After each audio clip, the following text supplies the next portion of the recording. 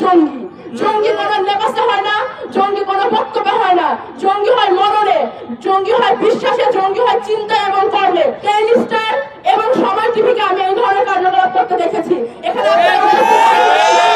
যদি থাকেন তাহলে আপনাদের বলতে চাই, আপনারা সর্বক্ষমতাময় নন, আপনারাও জনগণের জবাবদিহিতার মধ্যে আছেন। আপনারা জনবিরোধী কর্মকাণ্ড টিআরপির জন্য করা বন্ধ করুন, নয়তো আপনাদের বিরুদ্ধে জনগণ ভীষণ। বাংলাদেশের মানুষ যেভাবে প্রত্যেকটা পরিস্থিতি সামলাচ্ছে, যাতে এই দেশের মানুষ হিসেবে সত্যি সত্যি এখন গর্ববোধ হয়।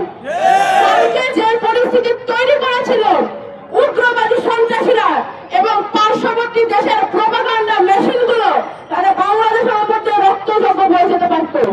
সরকারের উদ্দেশ্যে বলতে চাই, নাগরিক তার দায়িত্ব পালন করছে, এবার সময় এসেছে আপনারা আপনাদের দায়িত্ব পালন করুন।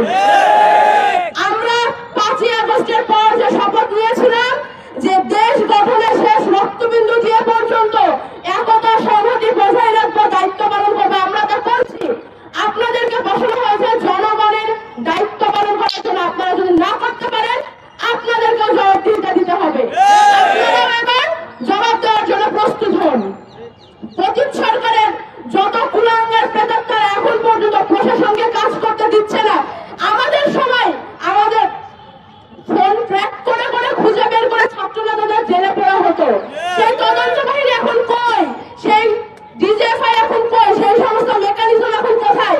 এখন কেন আমাদের গোয়েন্দা বিভাগ কাজ করছে না? এখন কেন এই ধরনের ষড়যন্ত্রের আগে থেকে কোনো খবর পাওয়া যায় না? সরকারকে বলতে চাই, আপনারা প্রয়োজন মতো প্রশাসনের আগা পাশতলা নতুন করে পাল্টান, কিন্তু এই সমস্ত প্রত্যেকটি ইউনিটকে রান করান। পুলিশকে কাজ করতে হবে, ডিবিকে কাজ করতে হবে, ডিজিএফআই কে কাজ করতে হবে, আর্মিকে কাজ করতে হবে, প্রত্যেককে তার তার দায়িত্ব পালন করতে হবে। কারণ আমরা আমাদের দায়িত্ব পালন করে দেখিয়ে দিয়েছি। বাংলাদেশের মানুষ, আমরা যখন 5ই আগস্টের পরে যখন নতুন বাংলাদেশের স্বপ্ন দেখা শুরু করলাম, আমরা তখন বলেছিলাম যে বাংলাদেশের বুকে আজ থেকে মাইনরিটি শব্দটি উঠে গেল, সংখ্যাগুরু সংখ্যালঘু বলে আর কিছু থাকবে না।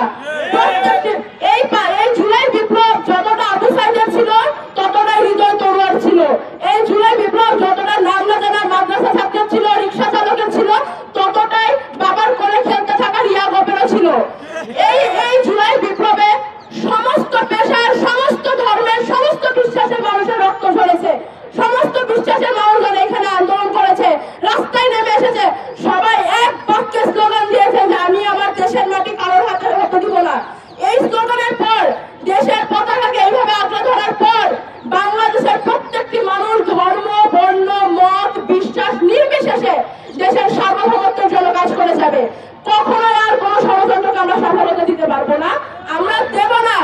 আমি সনাতন ধর্মাবলম্বী ভাই বোনদের বলতে চাই, এবং একই সঙ্গে অন্যান্য ধর্মাবলম্বী যারা রয়েছেন তাদেরও বলতে চাই, আপনারা কোন উগ্রবাদী জঙ্গি সংগঠনের সাথ দেবেন না। যদি তার সাথে কোনো ধর্মীয় লেবাস যুক্ত থাকে, ধর্মীয় পতাকা যুক্ত থাকে, তারপরেও না। আমরা যখন আইএসআইএস, আল কায়েদার মতো জঙ্গি সংগঠনগুলোর বিরুদ্ধে কথা বলি, মৌলবাদীদের বিরুদ্ধে কথা বলি, তখন একই সাথে ভারতের হিন্দুত্ববাদী রাজনীতির প্রভাব যেন বাংলাদেশে না পড়ে, সেই জন্য আমরা কথা বলবো। যে কোনো ধরনের উগ্রবাদ মানেই জঙ্গি। জঙ্গি কোনো লেবাসে হয় না, জঙ্গি কোনো বক্তব্যে হয় না, জঙ্গি হয় মননে, জঙ্গি হয় বিশ্বাসে, জঙ্গি হয় চিন্তা এবং কর্মে। যারা উগ্রবাদী কাজকর্ম করবে বাংলাদেশের বুকে, তারাই জঙ্গি। আর মিডিয়ার ভাইরা আমার সামনে উপস্থিত আছেন, আমি আপনাদের বলতে চাই, আপনাদের একটি শব্দ এদিক ওদিক করা, একটি বিরাম চিহ্ন এদিক ওদিক করার মাধ্যমে আপনারা ন্যারেটিভ পাল্টিয়ে দিতে পারেন। আমি নাম দিয়ে বলতে চাই, গতকাল থেকে ডেইলি স্টার এবং সময় টিভিকে আমি এই ধরনের কার্যকলাপ করতে দেখেছি। এখানে যদি থাকেন তাহলে আপনাদের বলতে চাই, আপনারা সর্বক্ষমতাময় নন, আপনারাও জনগণের জবাবদিহিতার মধ্যে আছেন। আপনারা জনবিরোধী কর্মকাণ্ড টিআরপির জন্য করা বন্ধ করুন, নয়তো আপনাদের বিরুদ্ধে জনগণ ভীষণ। দেশের আপামর জনগণকে বলতে চাই, আমাদের হিন্দুত্ববাদী বাংলাদেশে যে প্রোপাগান্ডা চালানো হচ্ছে, তার প্রথম শহীদ উগ্রবাদীদের হাতে শাহাদাত বরণকারী আমাদের ভাই আরিফ, সাইফুল আরিফ, আমাদের ভাইয়ের একটি পোস্ট 5ই আগস্টে পড়েছিল, ধর্মের ভেদাভেদ দিয়ে আর মানুষকে আলাদা করা যাবে না। তার লাশের সামনে দাঁড়িয়ে তার বাবা আমাদের জন্য আদেশ প্রেরণ করেছেন যেন আমরা শান্ত থাকি। উগ্রবাদীদের বলতে চাই,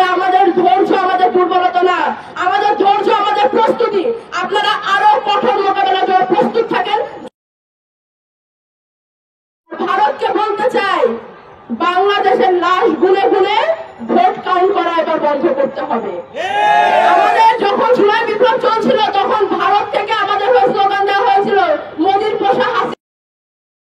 ভারতের সাধারণ জনগণ আমাদের সাথে আছে, তারা প্রতিবেশী সুরাচরণ করতে চায়।